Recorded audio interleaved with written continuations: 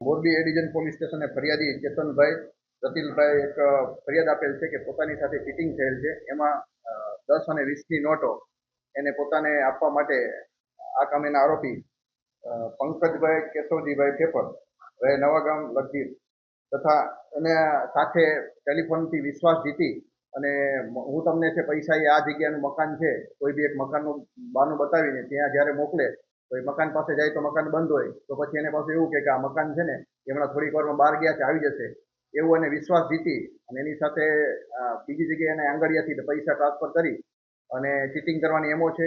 એ 10ની અને 20ની બંડલો બાબતે એક મોરબી તાલુકામાં પણ ગુનો દાખલ થયો છે. આની અલગ અલગ વ્યક્તિઓને ફોન કરી 10 ને 20ની નોટો લાલચ આપી અને આંગળીઓ કરાવી એવા પણ ઘણા બધા બનાવ બનેલા છે. તો આના મીડિયાના માધ્યમથી પણ જે કોઈ સાથે આવું ચીટિંગ થયું એ બાબતે તો એ ડિવિઝન પોલીસનો સંપર્ક કરી અને આ બાબતે તેઓ જાણ કરી શકે છે.